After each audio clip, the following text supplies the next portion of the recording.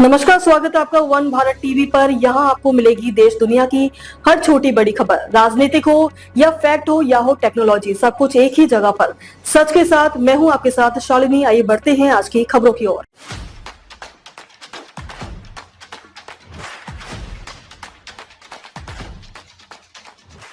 वायुसेना को सितंबर में 2 तेजस मार्क 1A मिल सकते हैं। सरकार HAL से 97 नए फाइटर जेट भी खरीदेगी, रक्षा सचिव ने कंफर्म किया। रक्षा सचिव RK सिंह ने शनिवार को कहा कि हिंदुस्तान एरोनॉटिक्स लिमिटेड HAL सितंबर में भारतीय वायुसेना को 2 तेजस मार्क 1A लड़ाकू विमान सौंप सकता है।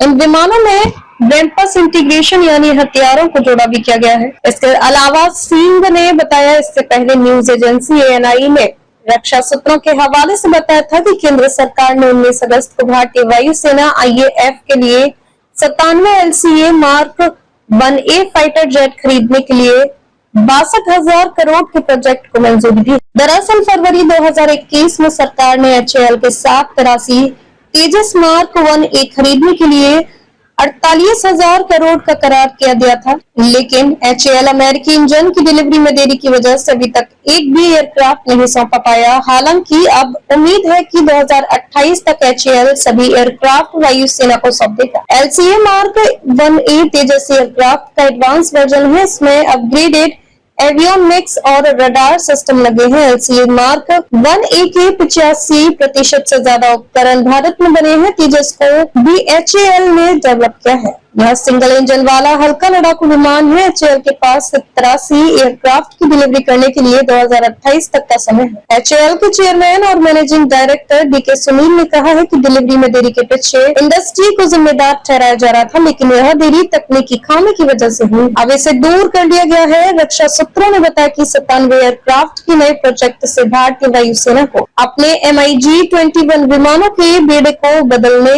में मदद मिलेगी। भारतीय वायुसेना में 62 साल तक सर्विस देने के बाद MiG-21 लड़ाकू विमान 19 सितंबर को रिटायर होगा। LCA mark 1A air force के MiG-21 के बेड़े को रिप्लेस करेगा। LCA मार्क 1A को एरोस्पेस में भारत की आत्मनिर्भर और मेक इन इंडिया की तरफ बड़ा कदम माना जा रहा है। इसे पाकिस्तान बॉर्डर के पास राजस्थान के बीकानेर स्थित नाल एयरबेस पर तैनात करने की योजना है। प्रधानमंत्री नरेंद्र मोदी ने 25 नवंबर 2022 को बेंगलुरु में तेजस फाइटर प्लेन में उड़ान भरी थी। इसी भारतीय प्रधानमंत्री की फाइटर प्लेन में यह पहली उड़ान थी। तेजस में उड़ान भरने से पहले मोदी बेंगलुरु स्थित हिंदुस्तान एरोनॉटिक्स लिमिटेड में पहुंचे थे। भारतीय वायुसेना IAF ने 62 साल तक सर्विस देने के बाद MiG-21 लड़ाकू विमान 19 सितंबर को रिटायर होगा। चंडीगढ़ एयरबेस में फाइटर जेट का विदाई कार्यक्रम होगा। इसके बाद विमान की सेवाएं आधिकारिक तौर पर खत्म हो जाएंगी। MiG-21 जेट भारत का पहला सुपरसोनिक जेट था, यानी ये आवाज की गति 332 मीटर प्रति सेकंड से तेज उड़ सकता था।